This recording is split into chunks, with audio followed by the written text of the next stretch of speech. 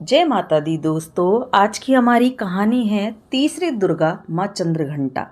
आपको तीसरे नवरात्रि की शुभकामना। चंद्रघंटा का अर्थ है चांद की तरह चमकने वाली। नवरात्रि के तीसरे दिन माँ चंद्रघंटा का पूजन किया जाता है, जिनके मस्तक पर घंटे के आकार का अर्धचंद्र होता है। चंद्रघंटा माँ के 10 हाथ हैं, जिनमें कमल का फूल, कमंडल, त्रिशूल, गदा, तलवार, धनुष और बाण है। एक हाथ आशीर्वाद तो दूसरा अभय मुद्रा में रहता है। शेष बचा एक हाथ वे अपने हृदय पर रखती हैं। माता की यह प्रतीक रत्न जड़ित आभूषणों से सुशोभित है और गले में सफेद फूलों की माला शोभित है। इन देवी का वाहन बाघ है। माता का घंटा असुरों को भय प्रदान करने वाला होता है और वहीं इसमें भक्तों को सांसारिक कष्टों से मुक्ति मिलती है। माता का यह स्वरूप हमारे मन को नियंत्रित रखता है। माँ चंद्रघंटा की कथा। देवताओं और असुरों के बीच लंबे समय तक युद्ध चला।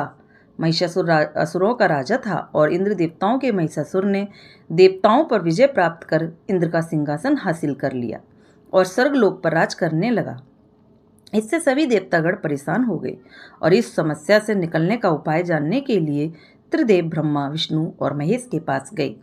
देवताओं ने बताया कि महिषासुर ने इंद्र और अन्य देवताओं के सभी अधिकार छीन लिए हैं और उन्हें बंधक बनाकर स्वयं स्वर्गलोक का राजा बन गया है। देवताओं ने बताया कि महिषासुर के अत्याचार के कारण अब देवता पृथ्वी पर विचरण कर रहे हैं और स्वर्ग में उनके लिए स्थान नहीं है। यह सुनकर ब्रह्मा, विष्णु और भगवान शंकर को अत्यधिक क्रोध आया।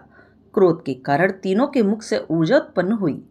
देवगणों के शरीर से निकली ऊर्जा भी उस ऊर्जा से जाकर मिल गई। यह 10 दिशाओं में व्याप्त होने लगी। तभी वहां एक देवी का अवतरण हुआ। भगवान शंकर ने देवी को त्रिशूल और भगवान विष्णु ने चक्र प्रदान किया। इसी प्रकार अन्य देवी देवताओं ने भी माता के हाथों में अस्त्र शस्त्र सजा दिए। इंद्र ने भी अपना वज्र और ऐरावत हाथी से उतर कर एक घंटा दिया। सूर्य ने अपना तेज और तलवार दिया और सवारी के लिए शेर दिया। देवी अब महिषासुर से युद्ध के लिए पूरी तरह से तैयार थीं। उनका विशालकाय रूप देखकर महिषासुर ये समझ गया कि अब उसका काल आ गया है। दोस्तों, महिषासुर ने अपनी सेना को देवी पर हमला करने को कहा। अन्य दैत्य और दानवों के दल भी युद्ध में कूद पड़े। देवी ने एक ही झटके में ही दानवों का संहार कर दिया। इस युद्ध में महिषासुर तो मारा ही गया, साथ में अन्य बड़े दानवों और राक्षसों का संहार कर दिया।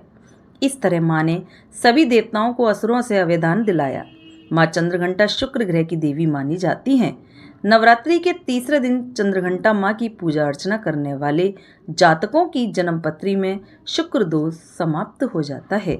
तो दोस्तों, आइए हम सब मिलकर बोलते हैं चंद्रघंटा माता की जय। दोस्तों, आपको मेरी कहानियाँ कैसी लगती हैं? अच्छी लगें तो लाइक करें, सब्सक्राइब करें, शेयर करें। कहानी देखने के लिए धन्यवाद।